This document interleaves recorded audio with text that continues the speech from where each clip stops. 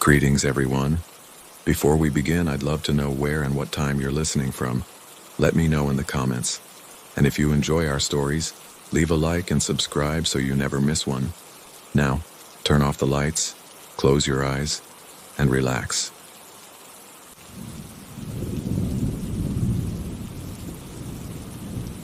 I was never a superstitious person. I always thought fear existed only in people's heads, a sort of glitch in the brain that made us see monsters where there were only shadows. That's why when my coworkers told me the legend of the guest in the glass over dinner, I laughed. They said it was a dangerous game, an ancient ritual that no one should ever do alone. I told them they were just ghost stories to scare children, but the idea planted itself in my mind like a seed. I lived alone in a rented house on the outskirts of a town called Sotomonte, a quiet, boring place where nothing ever happened. That solitude, combined with my skepticism, was the perfect breeding ground for the biggest mistake of my life. It was raining hard that Friday night. It was one of those summer storms that cool the air but charge the atmosphere with electricity. I was bored, flipping through channels on the TV without watching anything interesting. My gaze settled on the large mirror in the hallway, an antique piece with a dark wood frame that came with the house. I remembered what I had been told. The rules were simple, almost ridiculous. It had to be 3 a.m. It had to be pitch black, lit only by a single candle. And I had to repeat my name backward 3 times while staring fixedly at my own reflection. It sounded like a typical sleepover game, something silly to pass the time. I checked the clock. It was 2:50. I decided to do it, just to prove to myself that nothing would happen so I could tell it as a funny anecdote the following Monday. I set the stage with absolute calm. I went to the kitchen and found a white candle I kept for power outages. I grabbed a lighter too. I went into the master bathroom because the mirror there was larger and sat right above the sink, allowing me to get closer. I closed the door and locked it. An absurd habit given I lived alone, but that night it felt necessary. I turned off the overhead light. Darkness wrapped around me instantly, dense and complete, broken only by the faint glow of streetlights filtering through the small high window. I lowered the blind to make the darkness total. I lit the candle. The flame caught strong, illuminating my face from below and casting long, strange shadows on the white tile walls. I looked in the mirror. There I was, with my usual face, the dark circles under my eyes marking the week's fatigue, and an expression of doubt. I felt ridiculous. A grown man, locked in his bathroom with a candle, playing at summoning ghosts. I was about to blow out the candle and go to sleep, but pride stopped me. Since I was already there, I would see it through to the end. I waited for the alarm on my digital wristwatch to hit 3 o'clock sharp. When the numbers changed, I took a deep breath. The silence in the house was absolute, broken only by the sound of rain drumming on the roof. I stared into my own eyes in the glass. I focused on the black pupils, trying not to blink. I spoke my name backward. The first time it sounded strange, like a word in a dead language. The second time I said it louder, feeling the vibration of my voice bouncing off the cold tiles. The candle flame flickered slightly, though there were no drafts. I took a breath for the third and final repetition. I said it slowly, emphasizing every syllable, challenging logic and reality. I waited, nothing happened. The mirror returned my static image. I was still there, candle in hand, looking at myself like a fool. I counted to 10, then to 20. Nothing. No noises, no apparitions, no blood dripping down the walls. I laughed. It was a dry, nervous laugh that sounded too loud in the small bathroom. I felt relieved and disappointed at the same time. I blew out the candle. White smoke spiraled toward the ceiling, and the smell of burnt wax filled the room. I opened the door, turned on the hall light, and went to bed, thinking about how stupid my friends were. I slept poorly that night. I had restless dreams, disjointed nightmares where I ran through glass mazes and couldn't find the exit. I woke up late with a headache and a dry mouth. The storm had passed and radiant sunlight was streaming through the blinds. I got up, put on my slippers, and went to the bathroom to wash my face and wake up. I walked in, turned on the faucet, and let the cold water run. I cupped my hands, filled them with water, and splashed my face, feeling the chill. I grabbed the towel and dried my eyes. Then, I looked up at the mirror. I froze. My reflection was there as always, but something was wrong. I had the towel in my hands at chest height. My reflection did too. But I had my mouth closed, serious with a look of exhaustion. My reflection was smiling. It was a very slight smile, barely a curve at the corner of the lips, but it was there. It was an expression I wasn't making. I blinked, thinking it was a trick of the light or my own suggestion. I leaned closer to the glass, almost touching it with my nose. The smile disappeared. Now my reflection was serious, just like me. I pulled back sharply. I told myself I was obsessed, that the nonsense from the night before had made me paranoid. I left the bathroom, closing the door behind me, and went down to the kitchen to make coffee. As the coffee maker dripped, I tried to act normal. I grabbed a metal spoon to put sugar in the cup. Looking at the concave part of the spoon, I saw my face distorted and inverted, as is normal. But I noticed movement. In the reflection of the spoon, my eyes moved to the left. My real eyes were fixed on the center. I dropped the spoon. It hit the floor with a metallic clang. I bent down to pick it up with my heart racing. I didn't want to look at it again. I tossed it in the sink and grabbed a matte ceramic mug, one with no shine. I ate breakfast with my back to the window because the dark glass of the oven returned a blurry image of myself I didn't want to see. I began to feel a growing paranoia. I got dressed without using the bedroom mirror. I combed my hair by feel. I decided to leave the house, go for a walk in town, see real people, get away from the reflective surfaces of my home. I walked through the streets of Sotomonte. It was Saturday and people were out shopping. The bustle calmed me down. I went into a clothing store just to distract myself. While looking at some shirts, I walked past a changing room with full-length mirrors. I couldn't help it. I glanced sideways. My reflection was walking beside me, but it was lagging by a second. I took a step, and half a second later, my image in the mirror took the step. I turned my head, and the reflection took a moment to mimic me. It was like watching a video call with a bad connection, but in real life. I stopped dead in front of the mirror.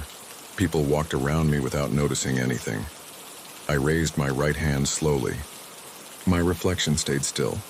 I held my hand in the air, trembling. Slowly, very slowly, my reflection raised its right hand. Not the left, as a normal mirror would, but its right. The hand that was on the same side as mine. That wasn't a reflection. It was someone on the other side imitating me and doing it wrong on purpose. I felt a wave of pure terror. I left the store almost running, bumping into a lady who cursed at me, but I didn't stop. I had to go home. No, I didn't want to go home. I wanted to go far away. But my car keys and wallet were in the house. I had to go back. The walk back was torture. I avoided looking at shop windows, side mirrors of parked cars, even the puddles of water left from the storm. I felt that in every shiny surface, someone was watching me, someone who looked like me but hated me. I got home and double-locked the door. I sat on the sofa far from the turned-off television that acted like a black mirror. I tried to think logically. Was I going crazy? Was this a psychotic break? Maybe work stress, loneliness? I looked for medical explanations because the alternative was impossible.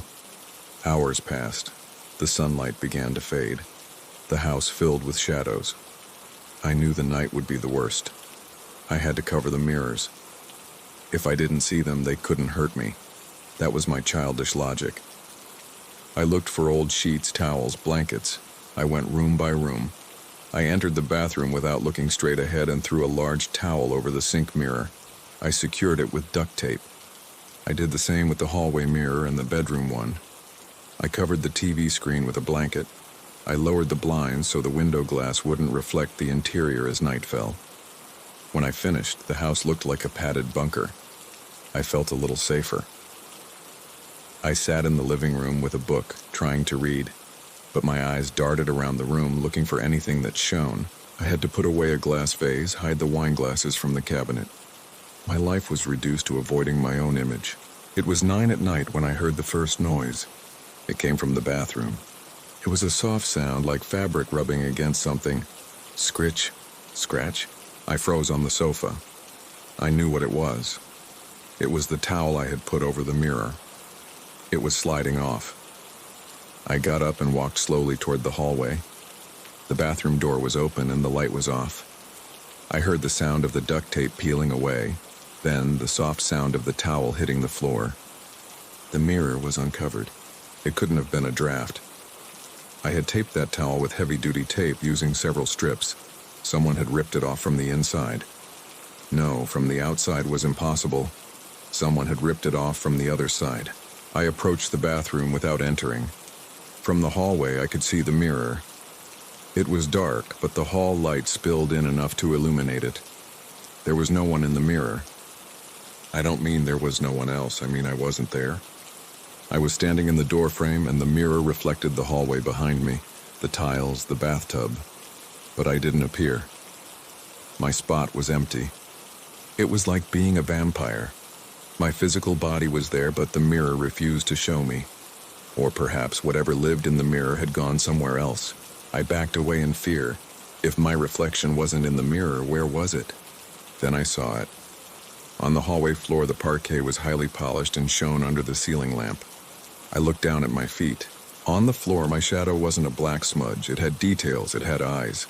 My reflection was on the floor beneath my feet, looking up at me from the varnished wood. And this time it wasn't smiling. Its mouth was open in a grimace of ferocious hunger. I jumped back, landing on the rug. The rug was safe, it didn't shine. I stayed there, breathing heavily. I couldn't step on the bare floor. The floor was a window. I crawled to the living room, moving from rug to rug like a castaway jumping between islands. My mind was about to break. This wasn't real. It couldn't be real. I decided I had to break them. If I covered them, they removed the cloths. I had to destroy them. I went to the toolbox I kept in a hallway closet. I had to step on the shiny floor. I felt an intense cold on the soles of my feet, through my socks, as if I were walking on ice. I felt something trying to grab my ankles from below, a slight but unmistakable suction. I ran, opened the closet, and grabbed a heavy hammer. I went back to the bathroom. It was the main mirror, the origin of everything. If I broke that one, maybe it would all end. I entered, gripping the hammer. The mirror was still empty of my image. It reflected the empty room. "Get out of there," I screamed, feeling stupid for talking to a piece of furniture. I raised the hammer and struck the center of the glass with all my might. The crash was deafening. The mirror exploded into thousands of shards that fell into the sink and onto the floor. I breathed a sigh of relief. I had broken it. It was over. I looked at the broken pieces on the floor. And then the terror multiplied by 1,000. In every tiny fragment of glass, in every shining splinter, there was an eye watching me. There was a mouth smiling. I hadn't killed the reflection. I had multiplied it. Now there were hundreds of them.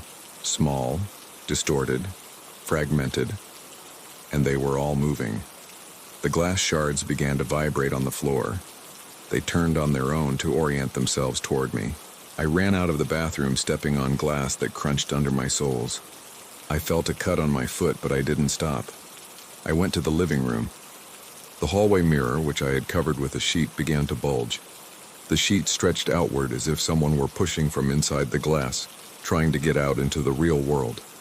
The shapes of hands and a face could be seen pressing against the fabric. The fibers of the sheet couldn't withstand the pressure any longer. The fabric strained to the limit and finally tore down the center with a dry, ripping sound. There was no explosion of glass this time, no falling shards. What came out of the hallway mirror wasn't a pile of broken glass, but a hand.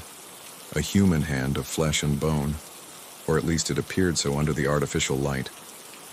It was my right hand, wearing my exact wristwatch, but the skin had a grayish, sickly tone, pale as wax. The limb gripped the wooden frame of the mirror with superhuman strength, digging fingers into the molding until splinters of old varnish popped off.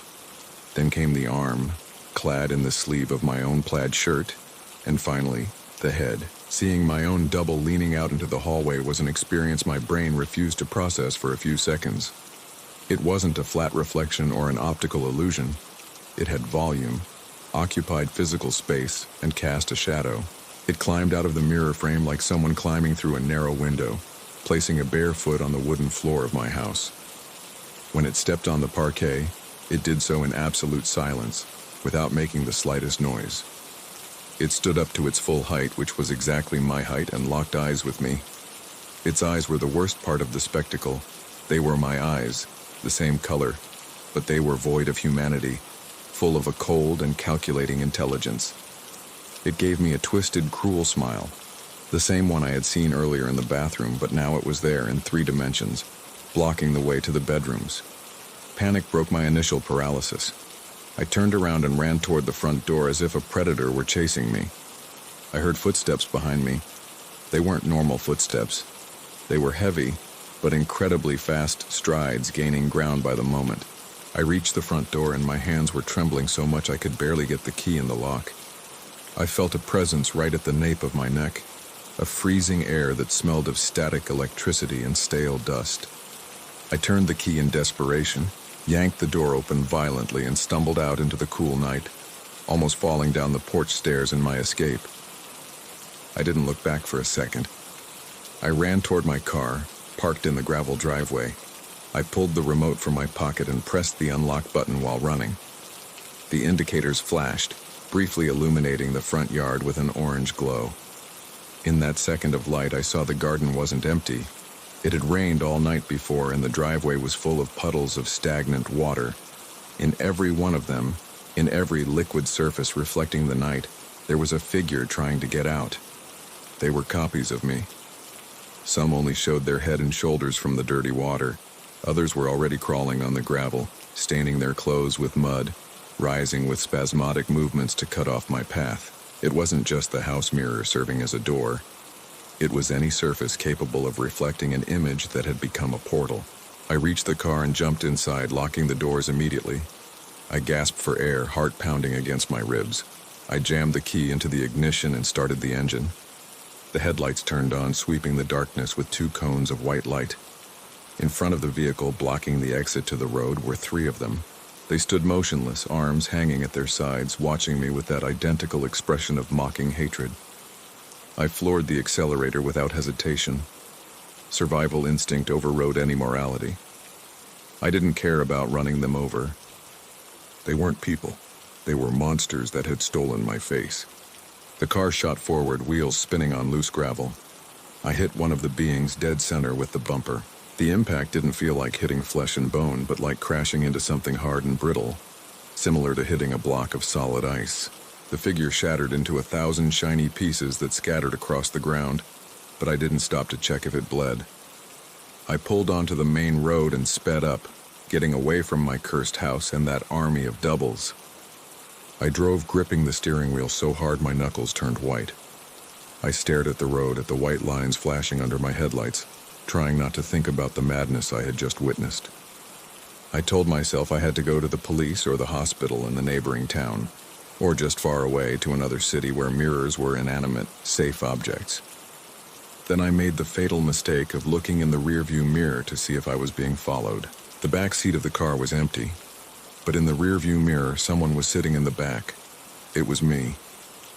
It was sitting right in the center of the back seat, staring at the back of my neck with predatory intensity. In the reflection, it leaned forward, bringing its face close to my right ear, and opened its mouth as if to bite me, though no sound came from its lips. Terror made me react violently.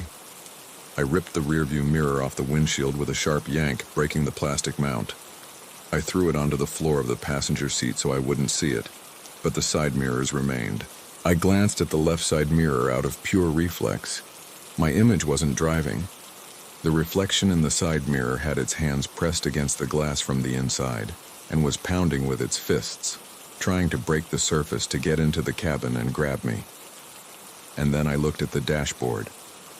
The clear plastic covering the speedometer and tachometer shone in the dark. I saw tiny eyes watching me from behind the needles. Small hands were pushing the speedometer needles, making them spin madly toward the red zone. The car started to truly fail.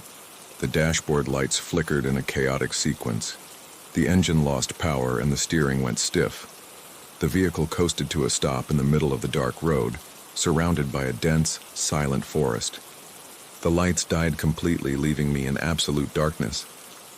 I sat still, listening to the accelerated beating of my own heart. The silence of the forest was total, oppressive. Then, it started raining again. Thick drops of water began to hit the roof and windows of the car. I realized the immediate danger that posed. Rain turned every surface into a mirror. Every drop of water on the glass created a tiny reflective surface. The car was turning into a box of mirrors on the outside. I heard tapping on the windows. It was soft at first, like someone knocking with knuckles, but it quickly became louder and more aggressive. I looked to my left. The driver's window was wet from the heavy rain. On the glass, forming from the water and the darkness of the night, my face appeared. But it was a gigantic, deformed version, taking up the entire window. It opened its mouth and pressed its teeth against the glass, biting the tempered glass with impossible force. The glass began to crack under the pressure of that spectral jaw. I had to get out of there. The car had become a death trap. I opened the door and ran out into the torrential rain. It was a desperate decision, but panic understands no strategy. The rain soaked me instantly, plastering my clothes to my body. I ran along the wet asphalt of the back road. The ground had become an infinite black mirror due to the accumulated water. Every time my foot touched the wet asphalt, I felt a strange resistance, as if something was trying to grab me from below. Invisible hands in the water on the ground tugged at my rubber soles. I had to lift my knees high to move forward, running as if wading through a dense, sticky swamp. I looked to the side, seeking refuge in the forest, but the wet trees shone under the faint ambient light. In every damp trunk, I saw a glint of my own eyes watching me with malice. I was surrounded. The entire world was a hostile reflection. I reached the entrance of the town, Sotomonte. The streets were deserted at that hour. Streetlights reflected in the puddles, creating pools of yellow light on the ground. I stopped under the awning of a closed shop to protect myself from the rain and think of my next move. I was shivering from cold and terror. I needed a dry, dark place without shine. A windowless basement, a cellar, anywhere light couldn't create images. I looked at the window of the shop where I was taking shelter. It was a bakery. The display window was huge and clean. I tried not to look, but movement on the other side caught my peripheral vision. Inside the bakery, on the other side of the glass, the whole town was gathered. But they weren't the neighbors. They were my copies. There were dozens of them inside the dark store. They stood among the empty bread shelves, packed against each other like cattle, looking out at the street, looking at me with unbearable fixity. They were all me. They were all smiling with that horrible grimace. And they weren't just in the bakery. I looked down the main street. In the windows of the hardware store, the bank, the on-call pharmacy. Behind every pane of glass, there were crowds of my reflections waiting patiently. They had taken the entire town. The world on the other side was full, overpopulated with my twisted versions, and they wanted to come out into this world because there was more room for them here. I backed away instinctively, tripping over a wet wooden bench. I fell backward onto the ground. As I fell, my right hand plunged into a large puddle that had formed in a pothole in the asphalt. This time, the hand that came out of the water was fast as a snake strike. A cold, wet, strong hand grabbed my wrist with an iron grip. It yanked me down violently. It didn't pull toward the ground, but into the puddle. My arm sank into the water up to the elbow. Even though the puddle was only an inch deep in reality, it was an impossible hole in matter. I struggled on the ground, pulling back with all my weight to free myself. Another hand came out of the water and grabbed my other arm. Then a larger one grabbed my shirt collar, cutting off my breath. The puddle began to bubble and visibly expand. The solid asphalt around it dissolved, turning into a pool of dark, oily mercury. The head of my double emerged from the liquid asphalt. It was right below my face, inches from my nose. Its skin shone like oil, and its eyes distilled triumph. It said nothing, didn't even open its mouth this time. Its expression of absolute victory communicated everything. They pulled me all at once with a brutal jerk. I felt my body pass through the surface of the water. It was an atrocious sensation, like passing through a sheet of ice that burns the skin and freezes the bones at the same time. The world spun on itself. Gravity reversed in a nauseating instant. I fell upward, or downward. My senses no longer distinguished direction. I landed hard on a solid, dry surface, banging my knees and palms. I stayed there for a few seconds, coughing, spitting up a bitter liquid that tasted of metal and old blood. I stood up with difficulty, aching from the fall. I looked around, trying to understand where I was. I was on the same street in Sotomonte, but everything was different. The air was still, dead, without the slightest breeze. There was no sound whatsoever. Not the patter of rain, nor the wind in the trees, nor the chirping of crickets. An absolute, heavy silence pressed on my ears as if I were underwater. I looked at the sky. There were no stars. There was no moon. The sky was a flat gray color, uniform and depthless like a turned-off television screen. The streetlights shone intensely, but strangely they didn't illuminate anything around them. The light stayed stuck to the bulbs contained without projecting onto the ground or walls. I looked at the signs on the nearby shops. The letters were written backward. Everything was inverted like in a mirror. A chill of understanding ran down my spine. I turned toward the ground, toward the spot where I had fallen through. On the ground, there was no puddle of water. There was a sort of irregular, transparent window floating in the gray asphalt. Through that window, I could see the real world I had just left. I saw the rain falling hard. I saw the streetlights reflecting in the water and creating sparkles. It was a world of vivid colors, of movement, of vibrant sound. And I saw someone standing there in the rain, in the spot I occupied a moment ago. It was me, or rather the being that had taken my place and my life. It was standing in the real street, shaking water off its clothes with natural gestures. It looked at its hands, flexed them, enjoying the sensation of having warm flesh and circulating blood. It lifted its face to the rain and closed its eyes, savoring the touch of water on its stolen skin. I approached the window in the ground and pounded the invisible surface separating us with closed fists, screaming in rage and despair, though no sound came from my mouth in this mute world. The other me looked down at the puddle. It saw me down there, trapped in the reflection, hitting the glass from the other side. Its smile widened to show teeth. It crouched slowly and brought its face close to the water, giving me one last farewell look full of mockery. And then it lifted its boot and stomped the puddle hard, splashing the dirty water. The image broke into distorted ripples. The water splashed and scattered across the asphalt. The window closed forever. I was left alone in the gray, silent darkness. I stood up and looked around. I wasn't alone in that static hell.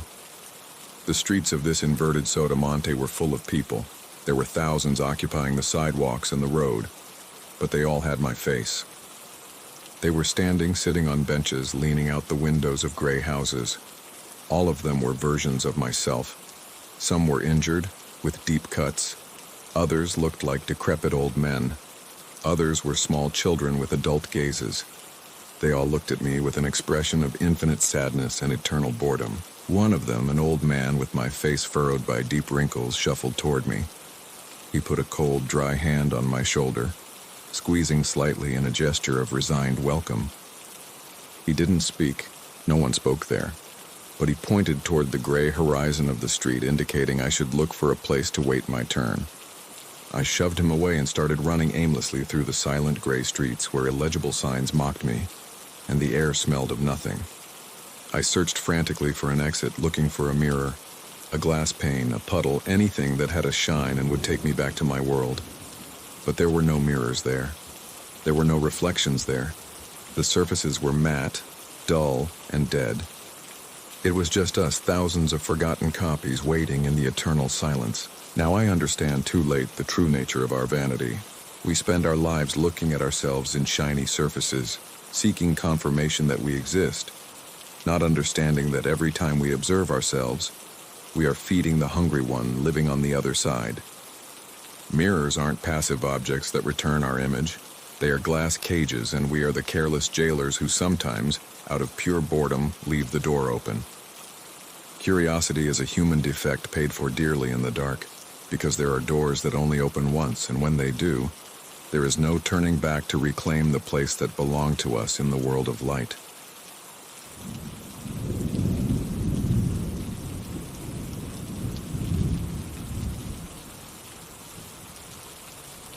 They say when someone disappears without a trace, it's because they didn't want to be found, because they decided to leave their old life behind and start from scratch somewhere no one knew them. It's a comforting explanation that allows us to move on without asking too many questions, without thinking about the darker possibilities we prefer not to contemplate. I believed in that explanation too until a month ago, until I rented a cabin in the middle of the woods and discovered there are disappearances that have nothing to do with starting over. Disappearances that leave no trace because whatever took those people doesn't want anyone to know what really happened. My name is Julian. I'm 45 years old. And if someone finds these pages, it will mean the same thing happened to me as happened to Roberto Mendoza 6 months ago in that cursed cabin between the mountains. I found the ad on a vacation rental website while looking for a place to hide from the world. My 15-year marriage had ended 2 months earlier in a divorce that left me emotionally shattered and financially ruined, living in a tiny apartment smelling of damp. I needed to get out of the city, get away from everything, find a place where the silence was so absolute I could hear my own thoughts for the first time in years. The photos of the cabin showed exactly what I was looking for. A rustic but cozy wooden construction with a wide porch, a stone fireplace for cold nights, and views of a pine forest stretching as far as the eye could see. The price was surprisingly low for a full week, but I assumed it was due to the time of year and the remote location. The description mentioned it was a 40-minute drive from the nearest town, and that there was no cell service or internet connection. For me, it was exactly what I needed. I booked without thinking too much, and 3 days later I was driving on a mountain road getting narrower and more poorly paved, leaving civilization behind mile by mile. The GPS stopped working when I still had 20 minutes left, and I had to guide myself by the written directions the owner had emailed me. Turn left at the wooden sign indicating recreation area. Follow the dirt road for 2.5 miles. The cabin is at the end of the path next to the stream. I arrived mid-afternoon on a Friday in November, with the trunk full of provisions for a week.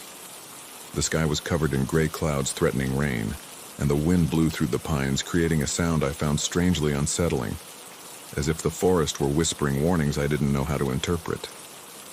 The cabin was exactly as it appeared in the photos, perhaps a bit smaller and more weather-worn, with the porch wood slightly warped and some roof tiles looking about to fall. The owner had left the keys under an empty flower pot next to the door, just as we had agreed, and a brief note welcoming me and explaining how the generator worked and where the firewood for the fireplace was. I entered dragging my suitcase, breathing the stale air of a space that had been closed for a while. The interior was simple but functional. A main room with the fireplace and an old sofa covered by a plaid blanket, a kitchenette with basic appliances, a tiny bathroom with a dripping shower, and a bedroom with a double bed that creaked when I sat to test the mattress. The walls were decorated with stuffed deer heads watching me with their glass eyes and framed photographs of mountain landscapes. Everything seemed normal. Everything seemed exactly what I had rented, until I started noticing the details that didn't fit. The first was the coffee mug on the kitchen counter next to the sink. It was half full of a dark brown liquid, and when I touched it, I noticed it was still lukewarm. Someone had been drinking coffee in that kitchen very recently, perhaps barely an hour before my arrival. The second detail was the breadcrumbs on the cutting board. Fresh crumbs, not the kind of dry crumbs left when someone forgets to clean for weeks. Someone had cut bread recently, probably to make a sandwich or to accompany the coffee left unfinished. The third was the mark on the sofa cushion in the main room. A mark from someone who had sat there recently, the fabric still depressed by the weight of a body no longer there. And the fourth, the one that sent a chill down my spine from top to bottom, was the jacket hanging on the coat rack next to the front door. A man's jacket, dark green with flannel lining, which was definitely not mine. Someone had been living in this cabin until very recently. Someone who had left in a hurry, leaving their coffee half drunk, their bread half eaten, and their jacket hanging by the door. My first impulse was to call the owner to ask what was happening, but when I took my phone out of my pocket, I confirmed what I already knew. There wasn't a single bar of service.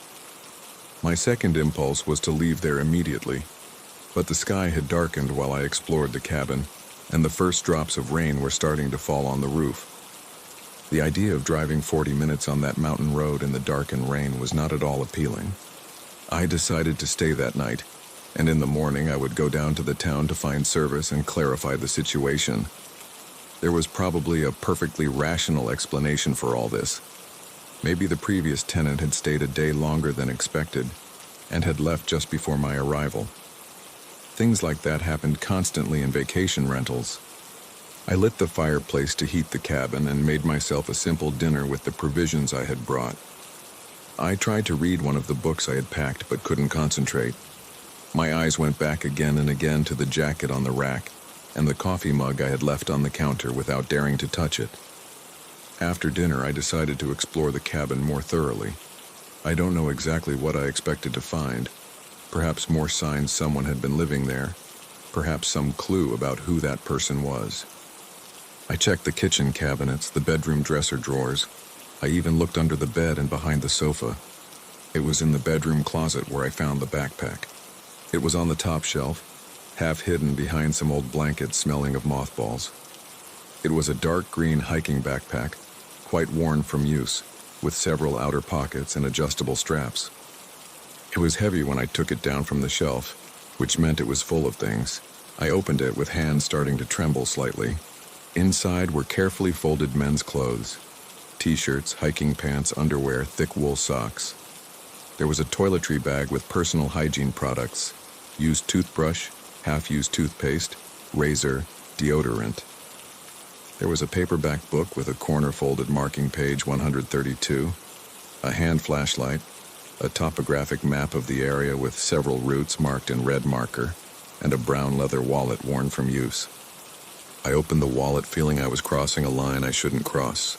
Inside was an ID card in the name of Roberto Mendoza Carrasco, born March 15, 1978.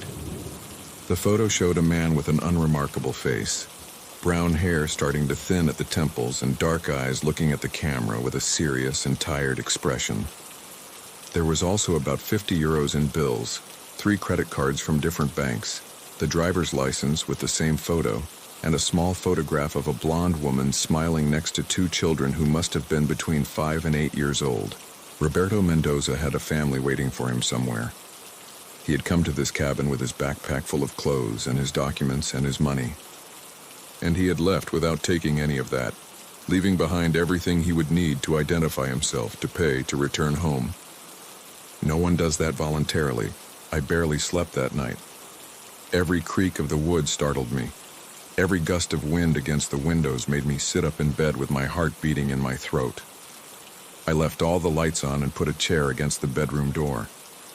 When I finally managed to fall asleep, I had nightmares where Roberto Mendoza watched me from the forest shadows with his mouth open, trying to tell me something I couldn't hear. I woke up before dawn with the determination to leave there. But while packing my things, something made me stop. I couldn't just leave and forget what I had found. A man had disappeared from this cabin, leaving all his belongings. A man with a family, with a wife probably looking for him, with children who perhaps had already stopped asking when Dad would come back. If I left without doing anything, it was as if I too abandoned him. I decided to explore the cabin surroundings before leaving. Maybe I would find something giving me a clue, something I could take to the police when I went down to the town. I went out to the porch and looked around. The rain had stopped during the night, but the sky remained covered in gray clouds. The pine forest surrounded the cabin on 3 sides, dense and dark. The stream mentioned in the description ran about 20 yards away, its constant murmur the only sound apart from the wind in the branches. Everything looked normal at first glance. The porch, the path leading to the stream, the shed where firewood was kept. But when I went around the cabin to the back, I found something that made me stop dead. There were marks in the dirt. Drag marks going from the back door of the cabin to the forest edge as if someone had dragged something heavy for several yards. The marks were recent. The disturbed earth was still damp, and they ended abruptly at the point where the trees became denser. I stood looking at those marks for a long time, feeling fear mixing with something else, something like inevitability. I knew I should turn around, get in the car, and drive to town to alert the police. But I also knew if I left now, I would probably never know what had happened. I followed the marks to the forest edge and entered among the pines. The interior of the forest was darker than I had expected. The treetops intertwined above my head, blocking most of the light, creating a greenish gloom, making it difficult to see beyond a few yards. The ground was covered in pine needles and dry leaves crunching under my feet, betraying my presence to anything that might be listening. The trail was increasingly difficult to follow as I advanced. The drag marks turned into broken branches and crushed vegetation, subtle signs that could mean someone had passed through there, or simply that a large animal had crossed the forest. But I kept going, guided more by instinct than concrete evidence. Feeling every step brought me closer to something I probably didn't want to find. I walked for what seemed like hours, though it was probably only 25 or 30 minutes. The terrain started descending into a kind of hollow covered in ferns and low vegetation, a damp and shadowy place where the sun probably didn't reach even on the best summer day. The air grew colder and denser as I went down, impregnated with a smell of wet earth and decaying organic matter, and it was there, in that shadowy hollow, where I found the first object. It was a man's shoe, a brown leather hiking shoe thrown in the middle of the vegetation as if someone had lost it while running at full speed.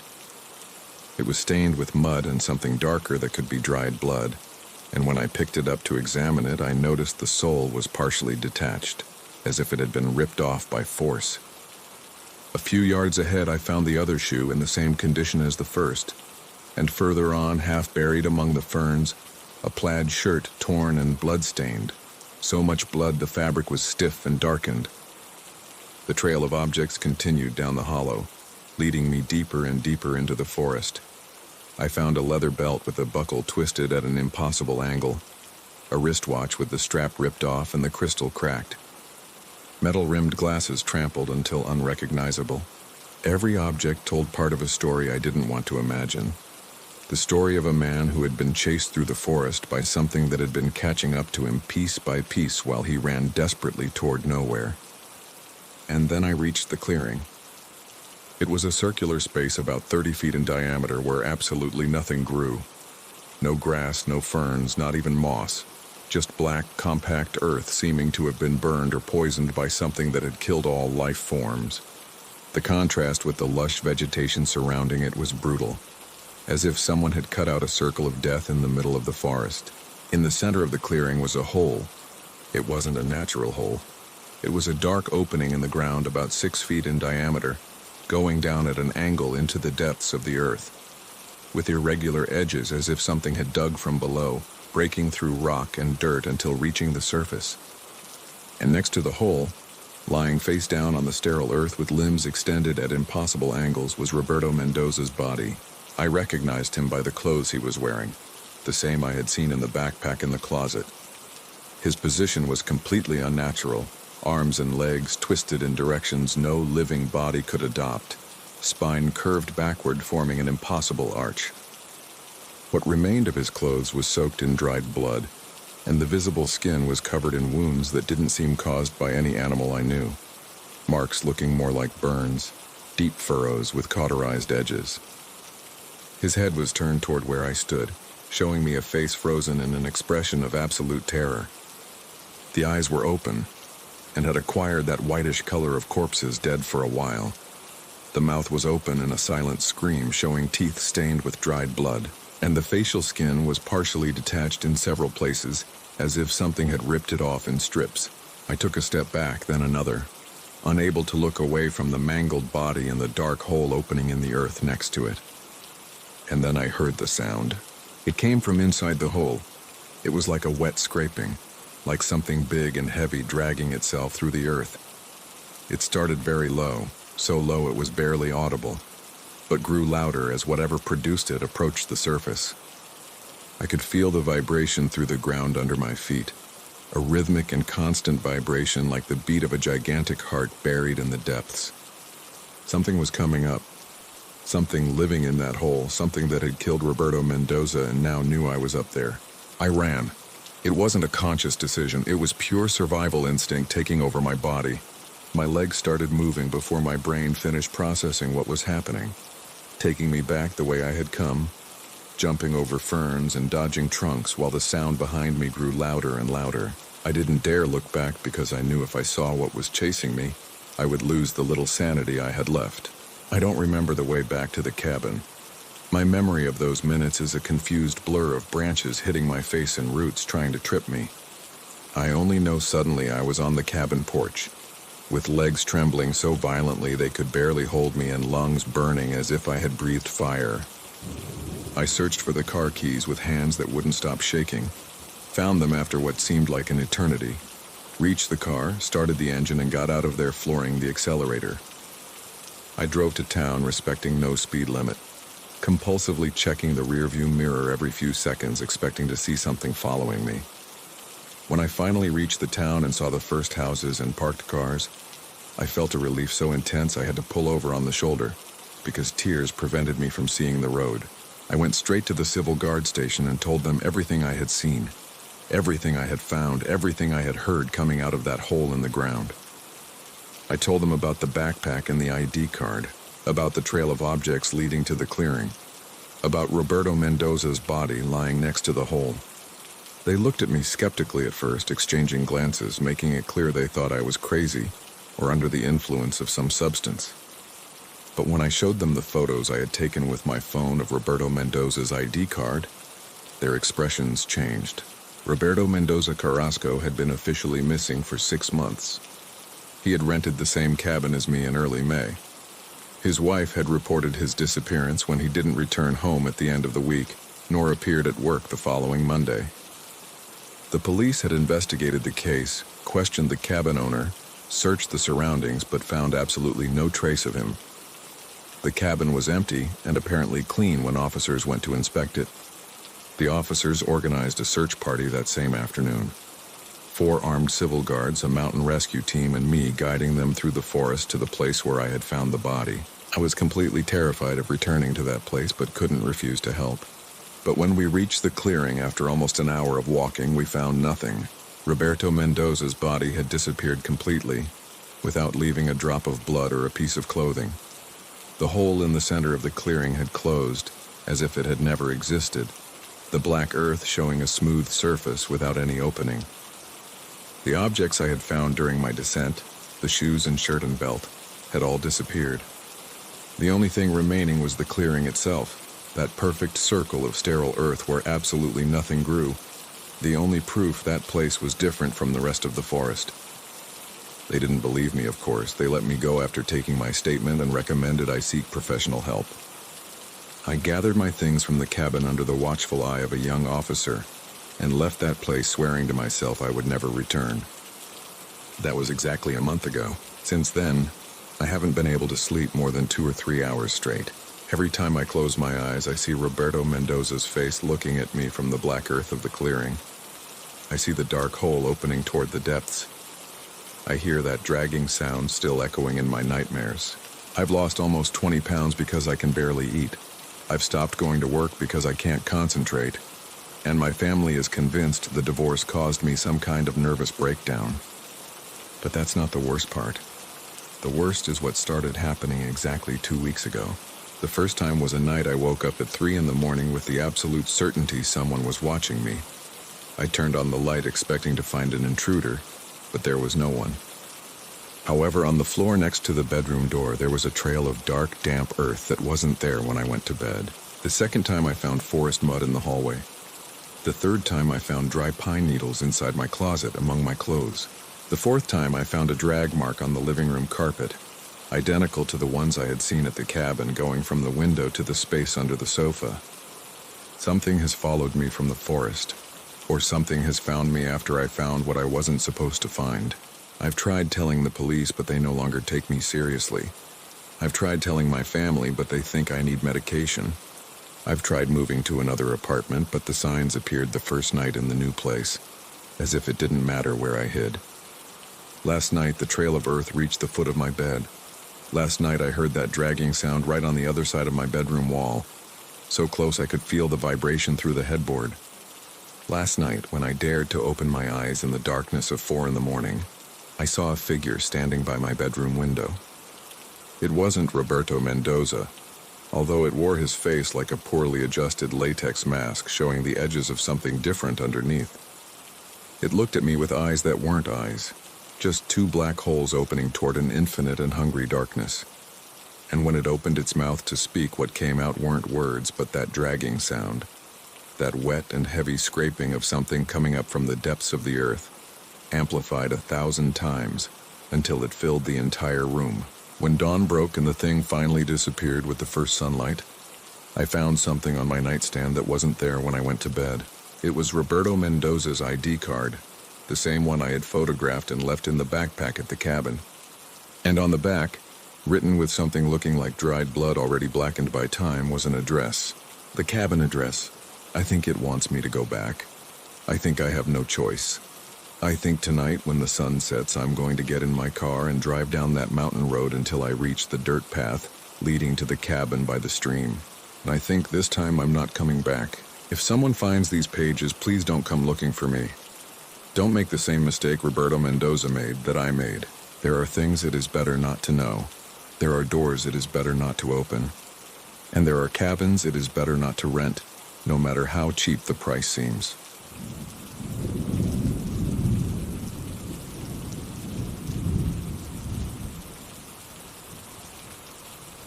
My grandfather had been a municipal archivist for decades, guardian of the town's memory. When he died, he left among his belongings a letter addressed to me. In it, he asked me never to accept any job related to that building. He didn't explain why. He just repeated the warning 3 times. Never enter there, never work there, never spend the night there. I kept the letter in a drawer and forgot about it for years until the digitization company assigned me the old town hall project. It was a building from 1892. 3 floors of gray stone with tall windows and dark wooden frames. It had been abandoned for 5 years. The administrative offices had moved to a modern complex on the outskirts. The old building remained empty, waiting. My job consisted of going down to the basement and digitizing decades of historical documents, municipal minutes, property records, administrative files, old photographs. 3 months of work. Flexible schedule, no supervision, just me and the archives. I remembered my grandfather's letter on the first day. I had reread it the night before. His words resonated in my mind as I climbed the marble staircase toward the main entrance. But I had already signed the contract. I had already received the first payment. I couldn't back out without a valid reason. Vague warnings from a dead man didn't count as a valid reason. The lobby was enormous. Marble floor in a checkerboard pattern, central staircase leading to the upper floors, doors on both sides leading to the old offices, everything covered in dust and gloom. I turned on the lights, fluorescent tubes buzzing constantly. The basement was at the end of a hallway on the ground floor, heavy metal door, cement stairs descending into darkness, more fluorescent lights. The buzzing was louder down here. The main basement room was spacious, metal shelves from floor to ceiling packed with deteriorating cardboard boxes. 3 additional rooms on the sides also filled to the brim. The damp air smelled of old paper and mold, a smell that stuck to the throat. I set up my equipment on a long table in the center. Industrial scanner, laptop, extra desk lamp because the ceiling lighting was insufficient. Everything ready to start. The first 2 weeks passed without notable incidents. I established a routine, arriving at 8 a.m, making coffee in a thermos I brought from home, working until 1. Going up to eat my lunch in one of the abandoned offices on the ground floor because eating in the basement depressed me. Going down again, working until 5. Leaving. The routine was comforting, predictable, safe. The work was monotonous but satisfying in its own way. Every document told a story. Marriages registered, births noted, deaths certified, disputes between neighbors documented, Commercial agreements sealed. The town's life captured on yellowing paper. Generations of people who had lived, worked, loved, fought, and died here. Their lives reduced to official forms and administrative minutes. But in the third week, I started noticing strange things. Small at first, easy to ignore. I would leave a box of documents on the far left of the table. The next day, it appeared on the far right. I would close a thick file and place it in a specific pile with other similar files. The next morning, I found it open on my desk. On a page I hadn't marked. I marked important pages with colored sticky notes. The sticky notes appeared on different pages, sometimes on documents I hadn't even opened yet. At first I thought I was tired, that my memory was failing me, that working alone in a silent basement for hours every day was affecting my concentration.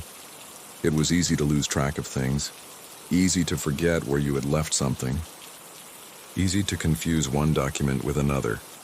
I told myself I needed to be more careful, more methodical, pay more attention to what I was doing.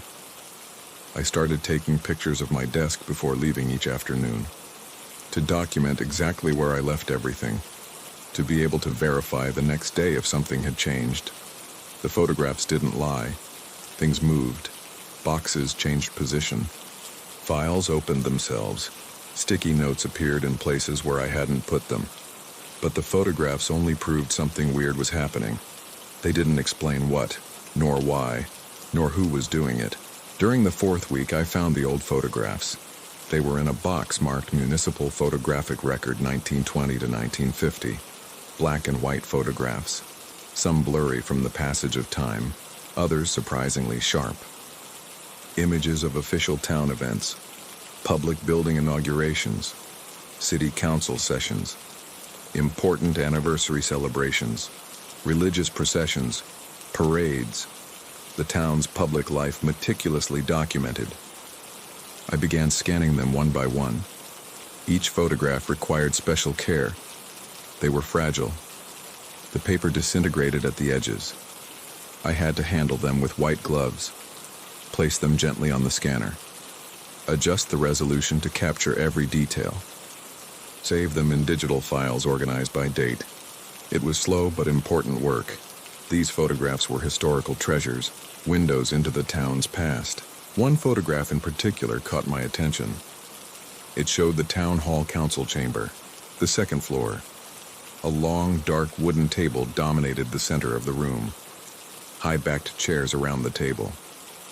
12 chairs occupied by men in formal suits, serious poses, solemn expressions. It was clearly an official photograph, probably taken during an important council session. On the back, there was a date written in pencil. March 1942. I examined it carefully before scanning it. The men in the photograph looked uncomfortable, not unusual for photographs of that era. Exposures were long. People had to stay still for several seconds.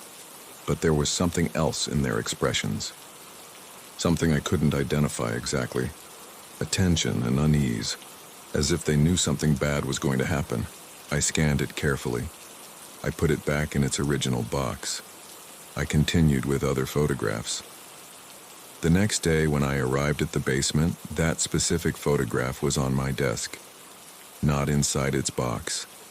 Not in any work pile. In the exact center of my desk. Placed carefully, as if someone had left it there intentionally. As if someone wanted me to see it, to examine it more closely. I picked it up carefully. I held it under the light of my lamp. I looked at it for several minutes. Then I realized. The men in the photograph had changed position. I was completely sure. The man on the far right, who yesterday was looking directly at the camera, was now looking to the left. At another man, the man in the center who yesterday had his hands on the table now had them crossed over his chest. The man next to the window who yesterday had his mouth closed now had it slightly open, as if he were speaking or screaming. I told myself I was mistaken, that there were other similar photographs of council sessions, that I was confusing them, that my mind was playing tricks on me. But I knew it wasn't so. I had scanned that photograph specifically. I had examined every detail. I had noticed the position of every man, their expressions, their postures, and now everything had changed. It was impossible, but it had happened. That night before leaving the building, I put the photograph in a manila envelope. I closed it carefully. I sealed the flap with adhesive tape. I wrote my initials with a black marker over the seal. I put it in my desk drawer. I locked the drawer. I took the key with me. If someone or something was moving the photograph, they would have to force the drawer, and I would know. The next day, the envelope was still in the drawer exactly where I had left it. The adhesive tape intact, my initials clearly visible. No one had touched the envelope. No one had opened the drawer. But when I took the photograph out of the envelope, the men had changed position again. Now everyone was looking directly at the camera. Everyone with identical expressions, serious expressions, too serious, expressions of warning. As if they were trying to tell me something. As if they were trying to warn me of something terrible. I decided to investigate.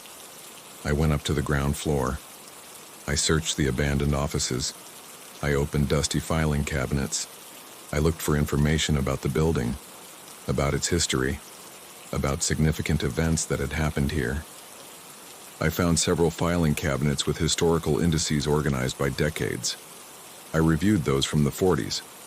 I found a thin file marked with a faded label, Incident of 1943. I took it to a window where there was better light. I opened it. The file contained several documents, an official fire report, a police report, an administrative note, several witness testimonies. I began to read. The fire report was the most detailed. March 20th, 1943, 9:45 p.m.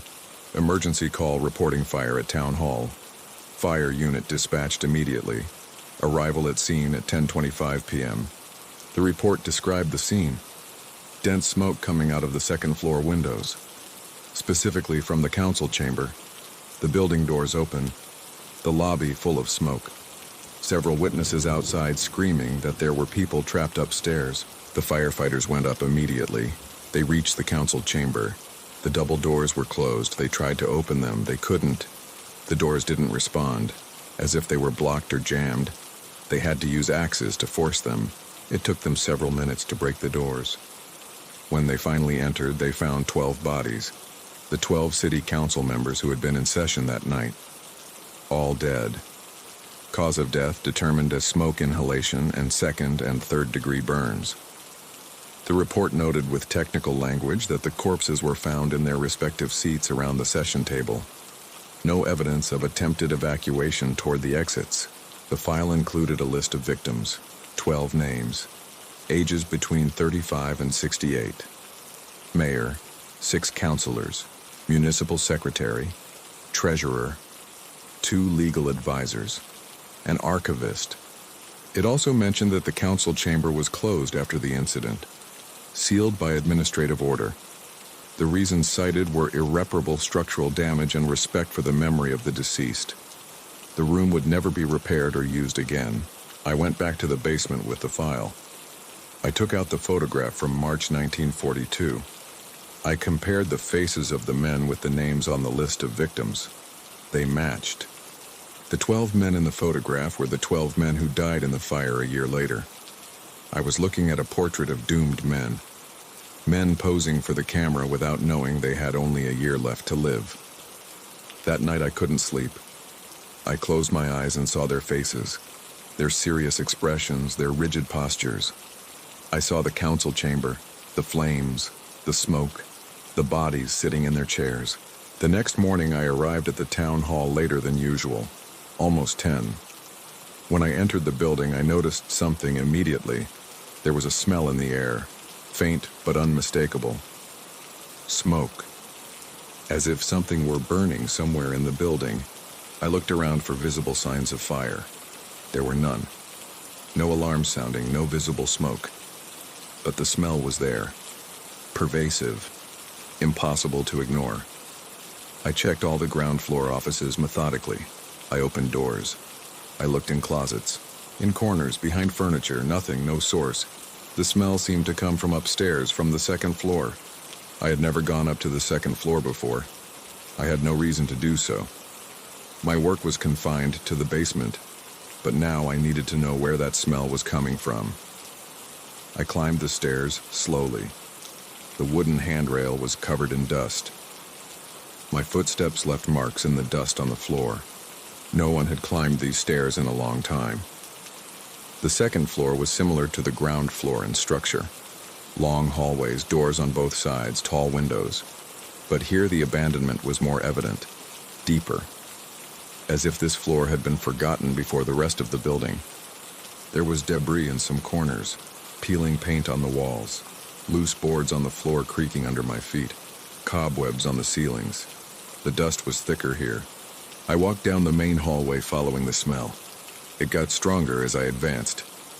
At the end of the hallway there was a double door, bigger than the others, more ornate. Dark wood carved with elaborate designs, polished bronze handles now tarnished by time. There was no sign, no identification plaque, but I knew immediately what it was. The council chamber, the room where the 12 men died. I approached the doors slowly. The smell was overwhelming here, dizzying. I put my hand on one of the handles. It was cold, much colder than it should be, as if it were made of ice instead of metal. I tried to turn it. It didn't move. The door was locked, or sealed as the file said. I stood there in front of those doors for several minutes. Something kept me there, a feeling difficult to describe, as if there were something on the other side waiting. Finally, I forced myself to go back down to the basement. I tried to focus on my work for the rest of the day. I couldn't. I kept thinking about that door, about that smell, about the photograph with the men changing position. At 5, I packed everything up. I turned off the lights. I left the building. But that night, the smell followed me home. It was impossible, but it was there. In my car during the drive. On my clothes when I arrived. In my apartment. As if it had soaked into my skin. The next day, I arrived at the town hall determined. I spent the whole morning looking for keys. I checked every drawer in every office on the ground floor. I found dozens of old keys, rusty, without tags indicating what they were for. I tried several on the double doors of the second floor. None worked. Then I remembered I had a master key, the one given to me on the first day of work, the one supposedly opening all doors in the building. I went up to the second floor with the master key. I arrived in front of the double doors. I put the key in the lock. It turned smoothly, without resistance. I heard the click of the mechanism unlocking, a satisfying sound. Final. I pushed one of the doors. It opened slowly inward, creaking, a long, high-pitched sound echoing through the empty hallway. The council chamber was exactly as in the photograph of 1942. The long, dark wooden table dominated the center. The high-backed chairs around, 12 chairs. The tall windows on the side walls. The portrait of the town founder hanging on the wall behind the main table. A stern man with a long beard looking from the canvas with piercing eyes. But everything was covered in ash. Thick layer, black. The walls blackened, the ceiling stained. The furniture charred, as if the fire had happened yesterday, not more than 80 years ago. I entered the room slowly. The air was dense, hard to breathe, as if the oxygen itself were contaminated. My shoes left deep marks in the layer of ash covering the wooden floor. Every step raised small clouds of gray dust. I approached the table cautiously. The chairs were placed as if someone had arranged them recently, as if the 12 men had just stood up and left the room momentarily. Then I noticed something on the chairbacks. I moved closer to see better under the dim light coming through the dirty windows. There were names engraved, carved into the wood, a name on each chair. I moved around the table, reading each one. I recognized all the names from the list in the file. Mayor at the head, councilors on the sides, municipal secretary, treasurer, legal advisors, each chair permanently marked with its occupant, like a memorial, or like a mark of ownership. I reached the last chair, the one at the far end from the door. This chair was different from the others. Its back had no name engraved. The wood was clean, smooth, unmarked, as if it were waiting. As if the name intended for it had never been carved. A deep chill ran down my spine. I left the room quickly, almost running. I closed the doors behind me. I went down the stairs, taking 2 steps at a time. I reached the basement, breathing hard. That afternoon, while working in the basement, I began to hear something upstairs. Noises on the upper floor, footsteps, slow, deliberate, measured, as if someone were walking on the second floor with purpose. Heavy treads resonating in the ceiling above my head. I stood completely still, listening. The footsteps went from one end of the hallway to the other. Then they stopped. Silence. I waited. The footsteps started again, this time faster. I went up to the ground floor. Absolute silence. I went up to the second floor. The hallways were empty. My own footprints were the only ones leaving marks in the dust. I went to the council chamber double doors. They were still locked exactly as I had left them. I went back to the basement confused. As soon as I arrived, the footsteps started again. This time louder, more numerous, as if several people were walking at the same time. I forced myself to ignore the sounds. I put music on my phone, high volume. I tried to focus on the documents in front of me, but the footsteps continued. I could feel them through the music, vibrations in the ceiling, in the walls, and now there was something else. Voices, muffled, distant, as if coming from very far away. I couldn't distinguish words, just the constant murmur of several people talking at the same time. At 6 p.m, I couldn't take it anymore. I packed everything hurriedly. I left the building almost running. When I got home, I checked my clothes immediately, covered in ash, fine gray particles on the shoulders, on the sleeves, on the hem of the pants, as if I had been standing in the middle of a fire. But I hadn't touched anything in the council chamber except the back of that chair. That night I investigated more about the fire. I searched digital archives of old newspapers. I found an article from the local paper dated March 21st, 1943, one day after the fire. The article was more detailed than the official reports. Witnesses narrated harrowing scenes, desperate screams from inside the room, violent pounding against the doors, pleas for help that faded away. The press speculated on the horror of those last minutes, on the agony of dying trapped, knowing help was so close but couldn't reach them. The most disturbing detail for the journalists was the final one. When the firefighters entered, they expected to find the bodies piled up by the exits, huddled in their last attempt to escape. But no, the 12 men were in their seats, some with hands still on the table, others with arms hanging at their sides, as if at some point they had stopped fighting, as if they had realized it was useless and decided to face their end with dignity, or as if something had forced them to remain there. The article also mentioned something not in the official file. One of the town hall employees had disappeared that same night, the municipal archivist. He had been in the building during the session. Several witnesses saw him running out of the building shortly before the fire started. He seemed terrified, screaming something incoherent. He left town that same night and was not heard from for years.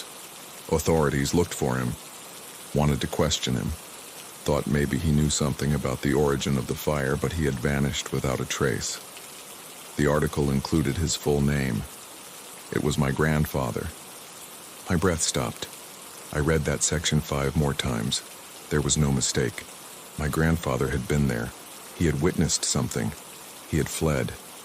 Now I understood why he had never spoken about it with the family, why he had moved to another city, why he only returned to town decades later, and why he had left me that warning letter before dying. I didn't go back to the town hall for 4 days. I spent that time researching more about my grandfather. I found his diary among the boxes of his belongings my mother kept in the attic. The diary covered years of his life. The last entries were from March 1943. The handwriting increasingly shaky, more urgent. My grandfather wrote about something he had discovered in the old archives, documents from when the building was constructed. Apparently, the building was built on the site of something older, a prison, from the early 18th century. The prison had been demolished after a riot in which 13 prisoners died. The bodies were never claimed. They were buried in a mass grave exactly where the town hall was later built. My grandfather wrote that he had found something more disturbing. The original town hall plans showed the council chamber was intentionally designed over the exact location of the mass grave. The architect had included a note in the margin, something about honoring the forgotten, about giving them a voice in the town's decisions. And he had added something else, an esoteric explanation. The 13 forgotten would need 13 new voices to rest, 13 souls to occupy their places symbolically, 12 to govern, 1 to remember. The archivist was essential. He was the one who kept the memory, who recorded the decisions, who made the temporary permanent. Without the guardian of memory, the ritual couldn't be closed. The pact would remain unfinished. The last entry was from March 20th, written hurriedly, almost illegible. My grandfather wrote that something terrible had happened, that he had gone to the session as planned, that he was sitting in his chair, the 13th chair, that the session began normally, but then something changed. The air became dense, cold. And then he saw something. Dark figures began to materialize in the corners of the room. 13 figures. The prisoners from the mass grave. My grandfather wrote that he could see them clearly. Their gaunt faces, their skeletal bodies. Looking at the 12 councilmen with pure hatred. The room doors closed by themselves. My grandfather tried to open them. He couldn't. The other men began to scream, to pound on the doors. The dark figures approached. My grandfather wrote that he felt something, a cold presence touching his shoulder, a voice whispering in his ear, telling him to run, that he wasn't part of this yet, that he still had time. He didn't understand how, but suddenly he was outside the room, in the hallway. The doors closed behind him. He could hear the screams of the other men inside. He could smell the smoke starting. He ran, went down the stairs, left the building, kept running until he left town. The entry ended there, blank pages after. Now I understood everything. The 13 prisoners had waited under the council chamber for almost 100 years, until they finally had enough power to manifest, to take their revenge. They needed 13 souls, 1 for each prisoner, 12 council members plus 1 archivist. The guardian of memory was crucial. Without him, the sacrifice would remain incomplete. But my grandfather escaped, broke the number. Only 12 souls remained trapped. Insufficient. The prisoners' spirits couldn't rest. The spirits of the 12 councilmen couldn't leave. All trapped. Repeating that night eternally. Waiting for the 13th member. Waiting for the missing archivist. I knew I had to go back. Not to continue the work. To finish what my grandfather had started. To understand what they really wanted. I returned to the town hall on the 5th day. It was late, 7 in the evening. The sun was setting. I wanted to be there when it got dark.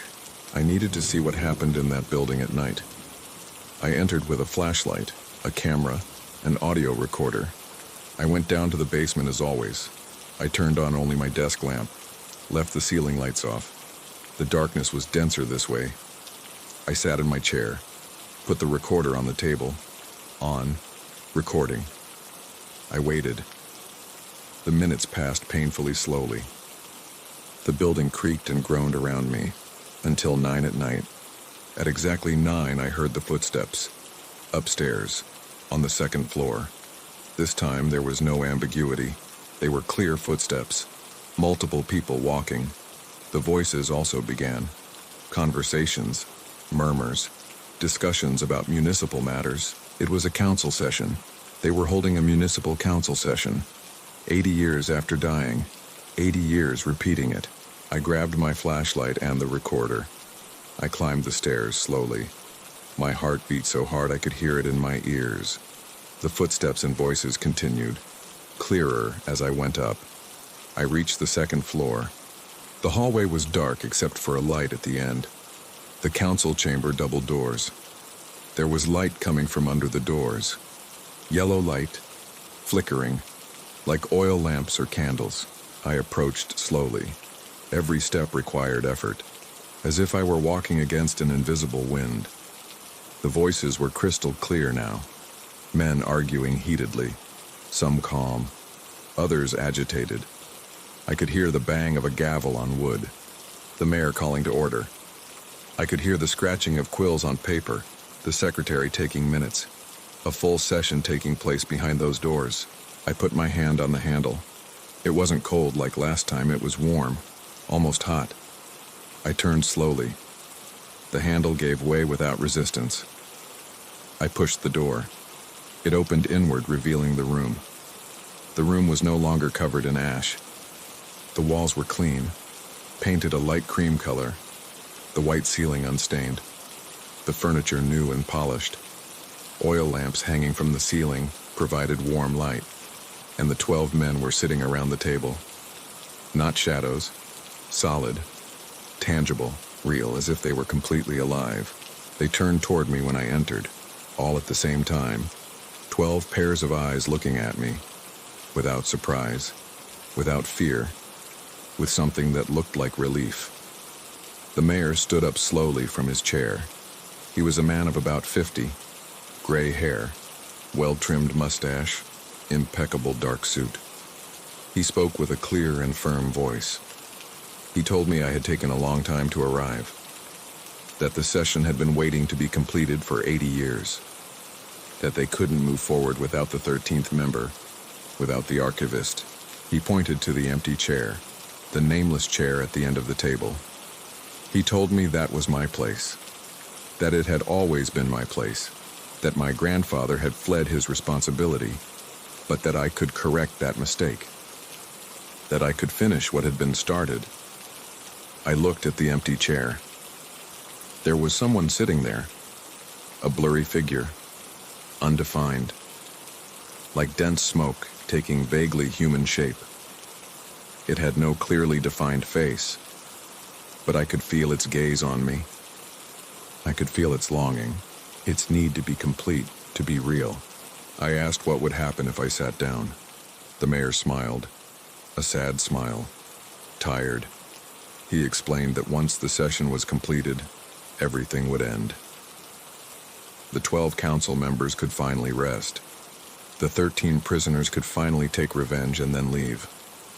Everything would be settled, but I would have to stay, take my grandfather's place, become the 13th sacrifice, the eternal guardian of that terrible memory. I shook my head. I said no, that I wasn't responsible for what happened 80 years ago, that I didn't have to pay for others' mistakes, that I wasn't going to sit in that chair. The mayor sighed. He told me he understood, that my grandfather had said the same thing, that he had run just the same. But that changed nothing. The debt remained outstanding, and someone had to pay it eventually. Then the room temperature began to drop, rapidly, dramatically. I could see my breath condensing in the air. The oil lamps began to flicker, the light became unstable, and the figures appeared in the corners of the room, emerging from the shadows. 13 dark shapes, the prisoners, after almost 200 years manifesting completely before my eyes. They were terrible to behold, gaunt and sunken faces, empty eyes but full of hatred. Skeletal bodies covered in rags that were once clothes, rusty chains hanging from their wrists and ankles. They moved slowly toward the table, toward the 12 councilmen, and toward me. Their mouths open in silent screams of rage and pain accumulated over centuries. The air became so cold my lungs hurt to breathe. The blurry figure in the nameless chair stood up, started walking toward me. With every step it became more defined, more solid, more real, started taking facial features, started looking like someone, like me. It was like looking in a dark mirror, a distorted reflection of what I would be if I stayed, if I accepted my place, if I closed that cursed pact. Its eyes were mine but empty, Its mouth was mine, but frozen in an expression of eternal horror. I turned to flee, but the doors slammed shut violently behind me, with a bang that shook the entire room, with the same sound that must have been heard 80 years ago, the same sound that sealed the fate of the 12 men. I ran to the doors. I pounded them with my fists. I pushed them with all my weight. They didn't move a millimeter, they were sealed. Exactly like back then, history repeating itself. The figure wearing my face screamed behind me, an inhuman sound, full of frustration and despair, a scream not coming from a human throat but from something deeper, more ancient. The 13 prisoners approached too, surrounding the table, approaching the 12 council men who remained seated, waiting, accepting. Their faces showed resignation. They had lived this moment countless times. Then I smelled it. The smoke. It started as a faint trace, barely perceptible, but quickly intensified, became dense, suffocating, filled the room in seconds. I looked around for the source. The walls began to change. The cream paint darkened, turned black, as if the past were printing itself again on the present. The ceiling, too, stains spreading like dark fingers reaching every corner. The oil lamps went out one by one. Darkness spread from the corners. And then I saw the flames. Small at first, in the corners where the prisoner figures had materialized. Then growing, spreading, climbing up the curtains, reaching the ceiling. The fire was starting again, or had never ended. I was trapped in that moment. March 20th, 1943, playing out once more. The heat became intense quickly, unbearable. Smoke filled the room. I coughed violently, could barely see. Eyes burning, could barely breathe. The 12 men remained seated, motionless, while the flames surrounded them, their faces serene, accepting. They had died like this, would keep dying like this eternally. The 13 prisoners had merged with the fire. Their dark shapes danced in the flames.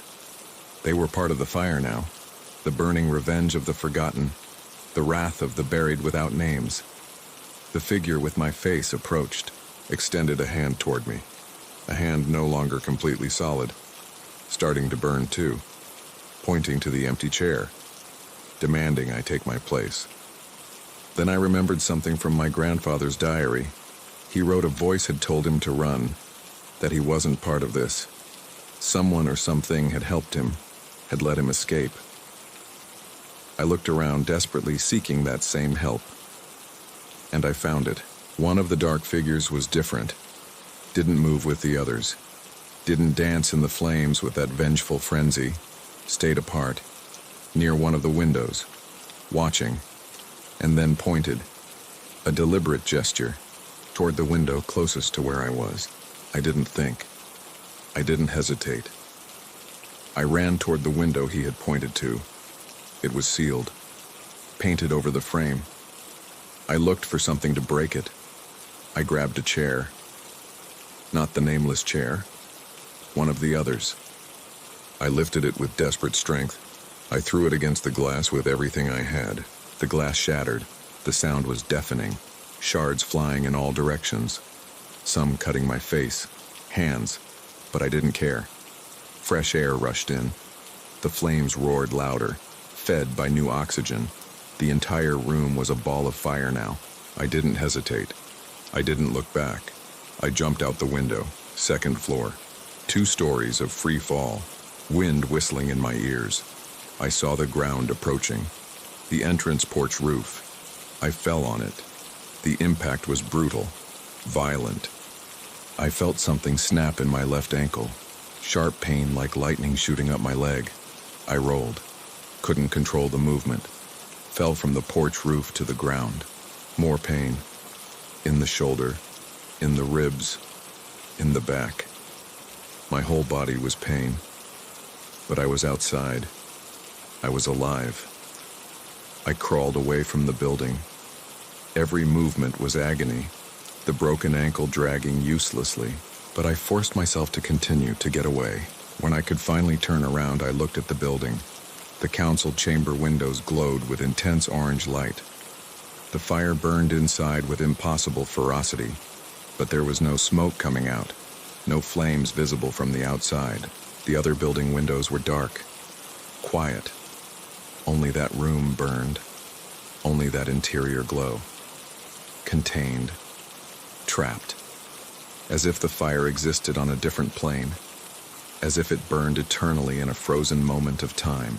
I saw figures in the windows, silhouettes outlined against the fire, the 12 men standing now, looking out, looking at me, and the 13th figure, the one wearing my face, also looking. Approached the broken window, the one I had used to escape, raised a hand slowly, not in farewell, not in threat, in promise. A deliberate gesture, as if saying this wasn't over, that I still owed them, that it was only a matter of time. I managed to reach my car.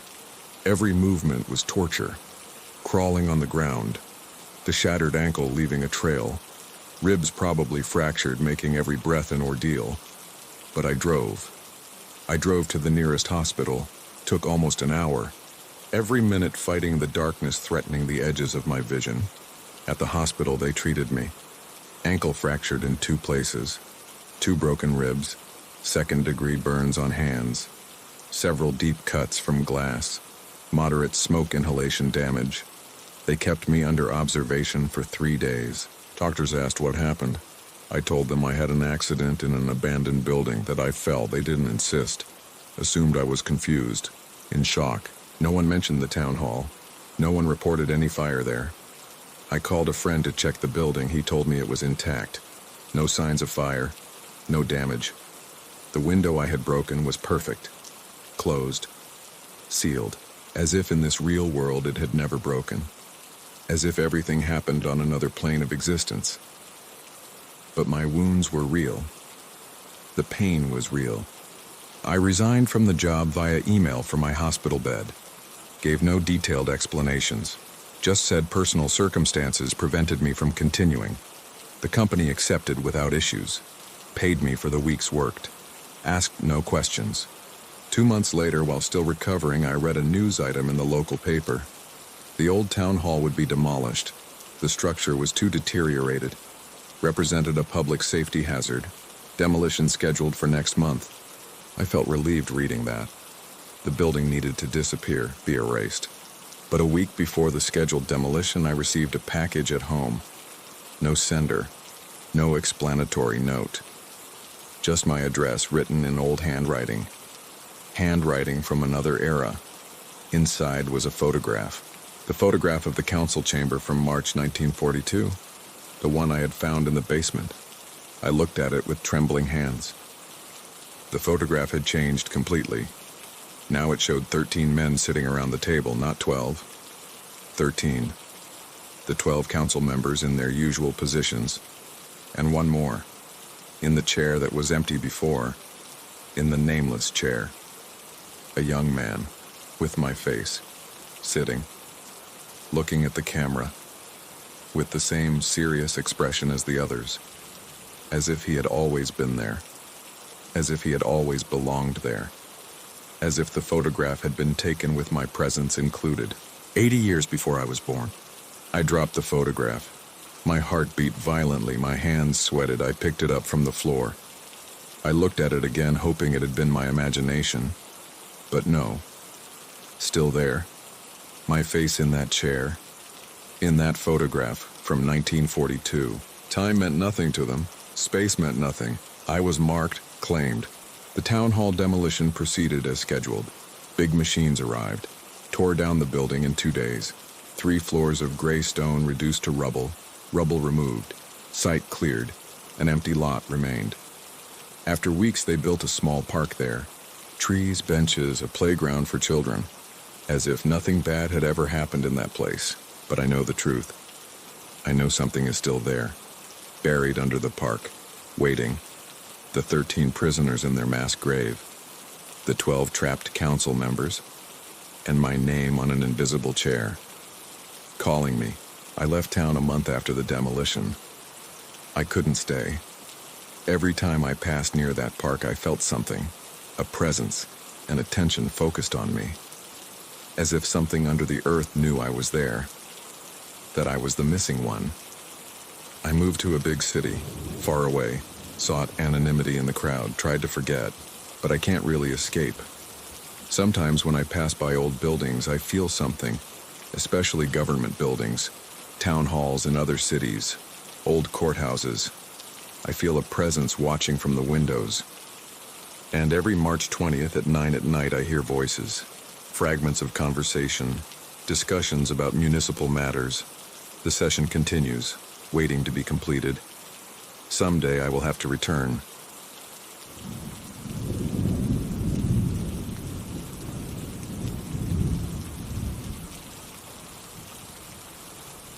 The fog started rolling into the valley 3 days before everything changed. It wasn't the usual autumn mist, that soft haze that caresses the rooftops and burns off with the first rays of sun.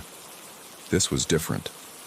It crawled through the cobblestone streets like a living thing, thick and cold, so dense you could feel its weight on your skin.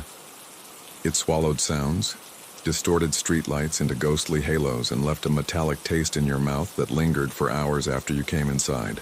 My name is Valentine, and I've lived my whole life in this town nestled between mountains that the rest of the world seems to have forgotten. It is a place where time flows differently, where ancestral traditions still mark the rhythm of the days, and where elders whisper stories by the fireplace that their grandparents told them.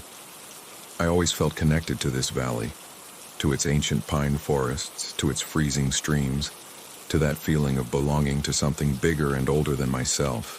But that fog brought something with it that transformed that connection into something else, something darker, something I still struggle to comprehend, even though it's etched into my very skin. The first signs were so subtle I dismissed them as coincidences, objects appearing in places I didn't remember leaving them, house keys on the dining table when I swore I'd hung them on the hook by the door, books on the shelf reorganized in an order I didn't recognize, my grandmother's wall clock, which hadn't worked in years, stopping at 3:33 every time I looked at it, regardless of the actual time. Shadows danced in the corner of my eye but vanished when I turned my head. Whispers seemed to filter through the walls, too low to distinguish words, but clear enough to know they were there. The creaking of floorboards upstairs when I knew with absolute certainty I was alone in the house. The smell of damp earth and something older appearing without explanation in rooms that had been closed for weeks. At first, I chalked it up to stress. I'd been working too much for months, sleeping little, neglecting everything that wasn't meeting the deadlines I imposed on myself. I was a freelance translator, specializing in technical documents and manuals no one read, and the assignments had piled up into a mountain of files threatening to crush me. Fatigue could explain a lot of things. The runaway imagination of someone who spends too many hours alone in front of a screen could explain the rest. But the events intensified with each passing day, until I could no longer deny that something was terribly wrong. One night, while reading in the living room with a cup of tea cooling on the side table, I felt something that made me look up from my book. It wasn't a sound or a specific movement, but a presence. The absolute certainty that I was no longer alone in the room, that something had entered without me seeing it and was now watching me from some corner my eyes couldn't reach. A cold that had nothing to do with the temperature ran down my spine. The air turned dense, hard to breathe, as if something were consuming it, as if an invisible mouth were sucking the oxygen out of the room. The floor lamp flickered once, twice, 3 times, casting shadows that stretched and contracted on the walls in shapes that corresponded to no object in the room. Shadows that seemed to have a will of their own, moving in directions that defied the physics of light. I looked around with my heart beating so hard I could feel it in my temples, but there was nothing visible. Just the darkness beyond the lamp's circle of light, the stillness of the air that a second before seemed to stir with something invisible, and that persistent sensation of being watched by eyes I couldn't see, but felt pinned to the back of my neck like ice pins. I got up from the sofa with a sharp movement, spilling tea on the rug, and turned on every light in the house. Every switch, every lamp, every bulb that worked. I went through the rooms one by one, opening closets, looking under beds, checking that windows were closed and doors secured. I found nothing. No intruder, no animal, no rational explanation for what I had felt. I didn't sleep that night. I sat on the sofa with all the lights on, with a kitchen knife on the table that I knew would be useless against whatever had invaded my home, waiting for dawn like a castaway waits to see land on the horizon. And when the grayish light of day finally filtered through the windows, I convinced myself it had been my imagination. That fatigue and loneliness were playing tricks on me, that there was nothing to worry about. Then the dreams started. The first was confusing, fragmentary, as dreams we forget upon waking usually are. But there were images that burned into my memory with a clarity that disturbed me for days.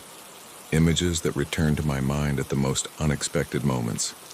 While I was eating or working or trying to concentrate on anything other than the horror I had witnessed while sleeping, hooded figures gathered in a forest clearing, their faces hidden under hoods of dark fabric that absorbed the moonlight like miniature black holes. A circle of moss-covered stones and symbols I didn't recognize but somehow understood, as if a part of me that had remained dormant all my life knew exactly what they meant. Chants in a language that wasn't a language, guttural sounds resonating in the chest more than in the ears, vibrating the bones and teeth, and in the center of it all, something moving in the shadows, something big and ancient and hungry, waiting with a patience only eternal things can possess. I woke up soaked in sweat, heart racing, with the certainty that what I had seen wasn't an ordinary dream. It was a memory, not mine, but not entirely alien either. As if someone had planted those images in my mind while I slept, like seeds that would germinate when the time was right. The dreams repeated every night for the next 2 weeks, becoming more vivid, more detailed, harder to distinguish from reality. I saw the rituals with a clarity that allowed me to count the stones in the circle, identify the symbols carved into them, recognize the smell of damp earth and old blood, and something older mixing with the smoke of the bonfires. I saw the hooded figures move with an unnatural synchrony, their bodies swaying to the rhythm of the chants like puppets pulled by a single hand. And I saw the thing in the shadows get a little closer every night, its form becoming more defined with each dream, until I started to distinguish outlines my mind refused to process, but could no longer ignore. Every morning I woke up more exhausted than the last, feeling like I hadn't slept at all but had spent hours in that forest clearing, witnessing things no human being should witness. The line between sleep and wakefulness began to blur, and there were moments during the day when I wasn't sure if what I saw was real or a continuation of the nightmares. Shadows moving in places where there shouldn't be shadows. Faces appearing in damp stains on the walls. Voices whispering my name from empty rooms. I tried to seek help. I called the town doctor, an older man named Ernesto who had treated me since I was a child, and described my symptoms without mentioning the most disturbing details. He prescribed sleeping pills and recommended I cut down on coffee and screen time. The pills didn't work. If anything, the dreams became more intense when I took them, as if the chemistry supposed to suppress my brain activity was doing exactly the opposite. That was when I found the book. I was cleaning the attic, a task I had postponed for years and undertook in a desperate attempt to keep my mind occupied on something other than the dreams. The attic was a chaos of stacked boxes, furniture covered with sheets and objects that had belonged to generations of my family.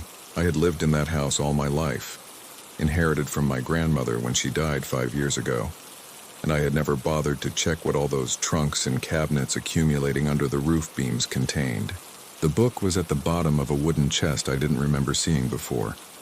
The chest itself looked ancient, with wrought iron hardware and a lock rusted to uselessness. I opened it with effort, prying it with a screwdriver until the lid gave way with a creak of old wood. The volume I found inside was large, bound in dark leather that time had turned brittle, with yellowed pages that crackled when touched as if protesting being disturbed after decades of neglect. It had no visible title on the cover, just a symbol embossed in the leather that I recognized with a chill running through my entire body. It was the same symbol I had seen on the stones in the circle in my dreams, a spiral curving in on itself surrounded by what looked like flames or twisted roots. I opened it with hands trembling more than I cared to admit. The pages were handwritten in a tight, ancient script I struggled to decipher. The language was Spanish, but archaic Spanish, full of expressions and turns of phrase that had fallen out of use centuries ago. There were illustrations interspersed with the text, detailed drawings of creatures belonging to no known mythology, geometric symbols of a complexity that hurt the eyes if you looked at them too long, maps of places appearing on no modern cartography, but which I vaguely recognized as representations of the valley where I was born, and there were descriptions of rituals, pages and pages dedicated to ceremonies that had to be performed on specific dates, in specific places, with specific participants. The details were so precise they seemed like instructions more than stories, manuals to summon something the text simply called the Ancient One, an entity whose description occupied an entire chapter and left me unable to sleep for 3 nights straight after reading it. I spent days absorbed in that book, neglecting work, forgetting to eat, reading until my eyes burned and the words began to blur on the pages. And the more I read, the more connections I found with my dreams, with the strange events plaguing my house since the fog began, with the stories my grandmother used to tell me when I was a child that I had dismissed as scary tales. The book spoke of a cult that had existed in this valley since time immemorial, a group of devotees worshiping an entity older than known gods, something that had inhabited these mountains before the first humans arrived to populate them. The cult had been persecuted and supposedly eradicated centuries ago, but the book suggested it had never fully disappeared, that its members had simply learned to hide, to blend in with the population, to pass their knowledge from generation to generation, waiting for the moment when the Ancient One could be awakened. And that moment, according to the book, was determined by a confluence of astronomical and telluric factors occurring once every 150 years. The last time had been in the mid-19th century, and the book's records described what had happened then in detail that turned my stomach. The next time would be now, this autumn, this week, perhaps this very night. I slammed the book shut, raising a cloud of centuries-old dust. My first instinct was to burn it, destroy those cursed pages, and pretend I had never found them. I lit the living room fireplace with that purpose, building the flames until they roared strong enough to consume anything I threw at them. But when I held the book over the fire, something stopped me. It wasn't a physical force, it wasn't a voice speaking to me. It was something subtler, a feeling that destroying that knowledge would be an irreparable mistake, that I needed to know more before making any decision. I decided to investigate. I spent the following days in the small-town library, a stone building next to the church housing historical archives dating back centuries. The librarian, a gray-haired woman named Constanza who must have been around 70, watched me with curiosity when I asked for access to the oldest records, but asked no questions. She led me to a damp basement where documents rarely consulted were kept, and left me alone among shelves of worm-eaten wood and cardboard boxes smelling of old paper and oblivion.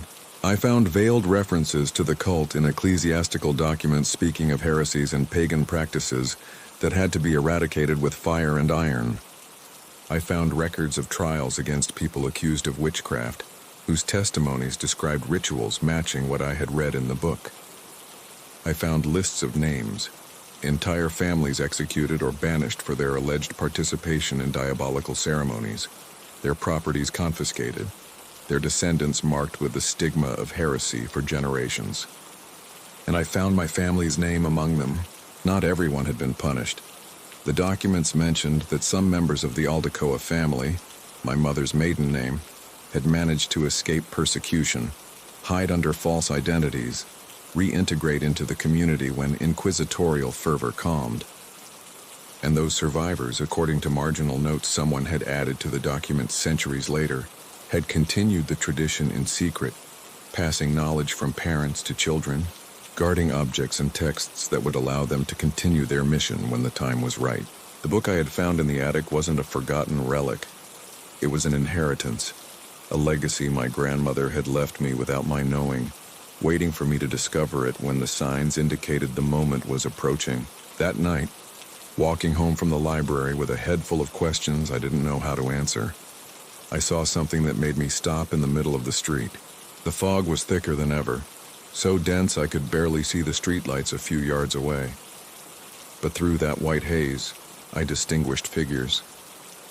Human silhouettes moving between the houses, gliding from shadow to shadow with a fluidity that didn't seem natural. I counted them as I walked, one by the bakery, another in front of the pharmacy, 3 more at the corner of the square. All motionless now, all oriented toward me, all watching me with an attention I could feel like a physical weight on my shoulders. I quickened my pace without running, because something told me running would be a mistake, that showing fear would give them power they didn't yet have.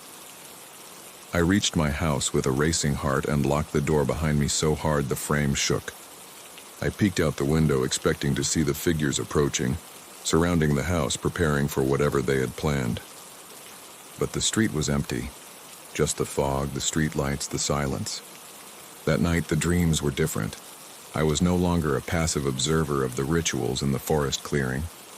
Now I was in the center of the stone circle, surrounded by the hooded figures looking at me, with eyes glowing under their hoods like embers in the dark. The chants resonated around me, wrapping me in a blanket of sound vibrating in every cell of my body, making my bones hum at frequencies that shouldn't exist, and in front of me, emerging from the shadows with deliberate slowness, was the Ancient One. I cannot describe what I saw. Human language was not designed to contain those forms, those geometries defying perception, those colors existing in no known spectrum. I can only say it was big, infinitely big, and its presence exerted pressure on my mind, threatening to collapse it like a can crushed by immeasurable force. But instead of pure terror, I felt something else. I felt recognition, as if that entity knew me, as if it had been waiting for me for generations, as if everything that had happened in my life had been a path leading inevitably to this moment. The Ancient One communicated with me without words, ideas appearing directly in my mind, concepts unfolding like flowers opening to the sun, visions of pasts and futures overlapping in a kaleidoscope of possibilities. It showed me what it was, what it had been, what it would be when it finally fully awakened. It showed me the role my family had played over the centuries, the sacrifices they had made, the unshakable faith they had maintained even when the world persecuted them and burned them in bonfires that couldn't destroy what they truly were. And it showed me what it expected of me. I woke with the dawn, but this time there was no sweat or terror. There was a strange calm, a clarity I had never experienced before, as if an inner fog I didn't know existed had suddenly dissipated. I knew what I had to do. I knew where I had to go.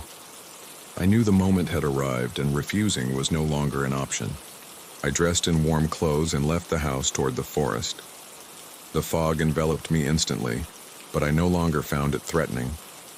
It was a guide, a path of whiteness leading me where I needed to be.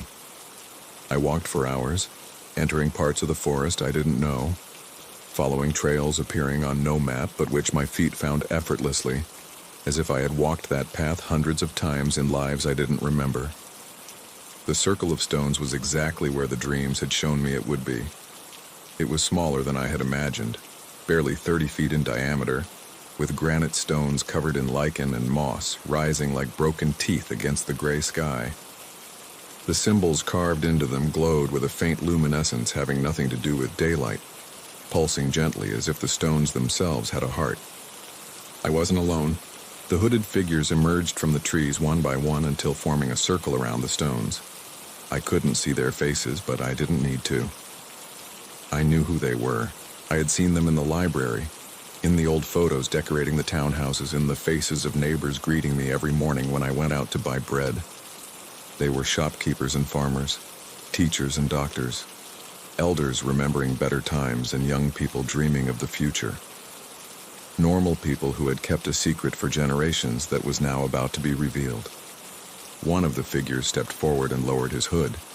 It was Ernesto, the doctor who had prescribed me sleeping pills just a few weeks ago. His face was serene, almost beatific, and when he spoke, his voice had a resonance not entirely human. "We have waited for you, Valentine.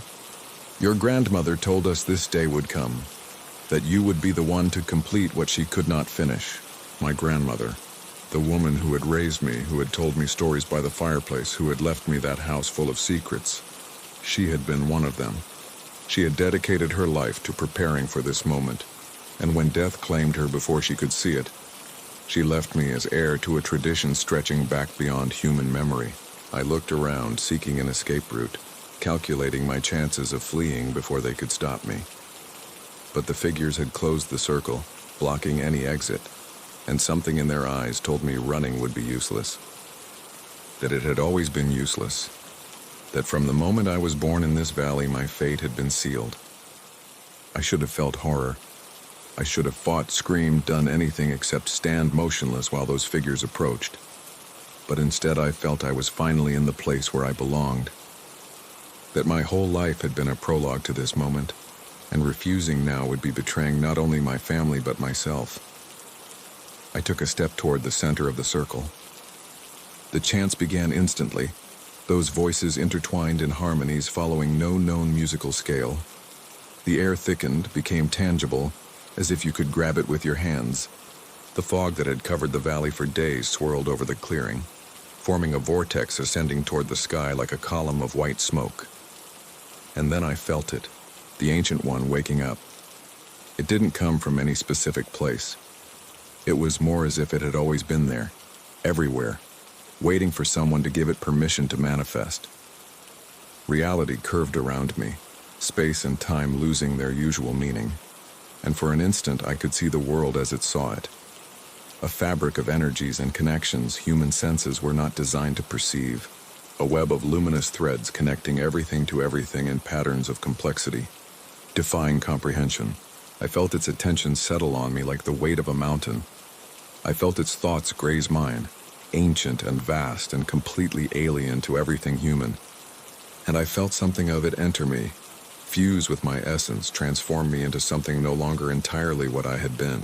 The pain was intense, more intense than anything I had experienced before. It was as if every cell in my body were being rewritten, every neural connection redesigned, every memory examined and classified according to criteria I didn't understand. I screamed, I think, though the sound was lost in the chants filling the clearing. I fell to my knees on the damp earth, hands clutching the ground as waves of agony ran through me from head to toe. And then, as suddenly as it had begun, the pain ceased. I stood up slowly, feeling my body different, lighter, more aware of itself and everything surrounding it. I could feel the earth beneath my feet, not just its texture but its composition, the layers of rock and water and organic matter extending miles down. I could feel the air in my lungs, every molecule of oxygen and nitrogen, the trace of moisture the fog left in its wake. I could feel the minds of the figures surrounding me, their surface thoughts like ripples in a pond, their emotions like colors flickering at the edge of my perception. The ritual continued for hours that passed like minutes. The chants intensified, the hooded figures danced in increasingly frantic circles, and the fog descended on the town like an unstoppable tide. I could feel what was happening beyond the clearing, lights going out in houses, screams of confusion transforming into silence, reality itself being rewritten according to the laws of the Ancient One. When dawn should have arrived, it did not. The sky remained in an eternal twilight, neither day nor night, a perpetual gloom extending as far as the eye could see. The town had changed. The streets were still there, the houses still standing, but there was something different about them. A dreamlike quality, as if everything were a set waiting for someone to fill it with life. The inhabitants had also changed. Those not belonging to the cult wandered the streets with empty expressions, their minds rewritten to accept the new reality without question. Those who did belong moved with renewed purpose, their bodies serving as extensions of a will that was now also mine, because I was the conduit, the bridge between the Ancient One and the physical world.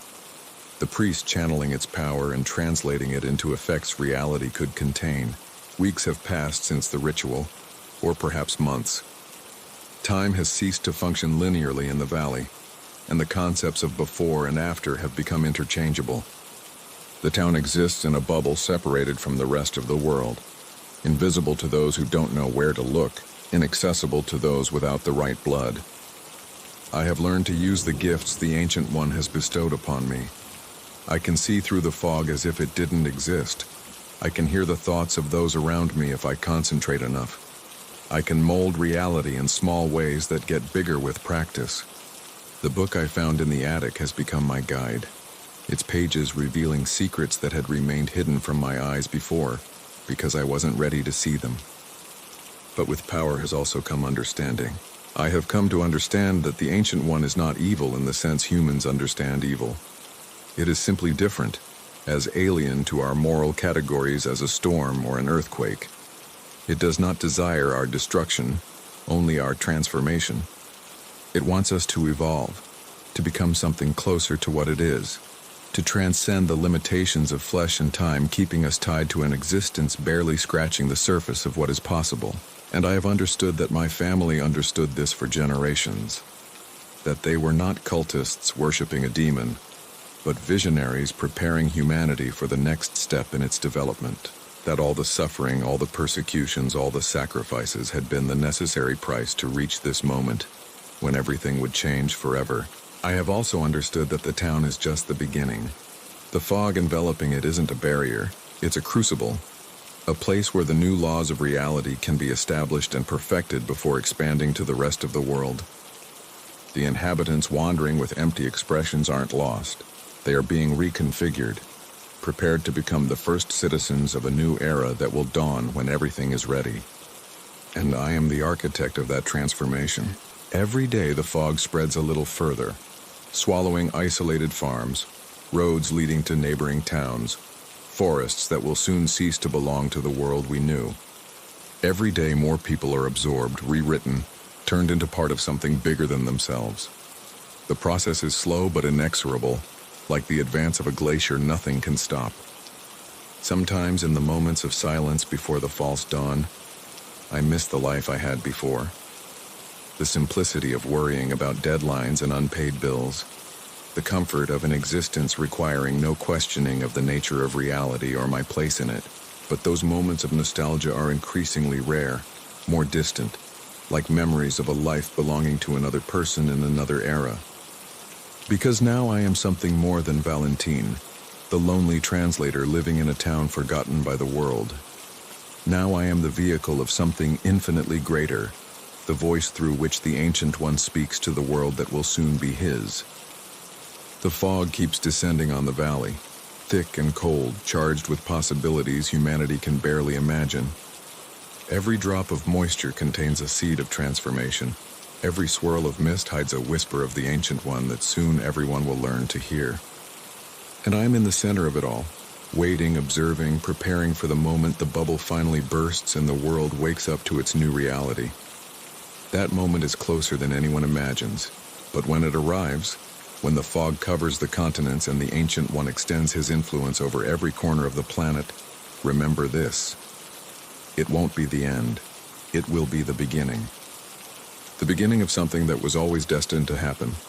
The beginning of the era of the Ancient One. And I, Valentine, will be the one to guide you toward it.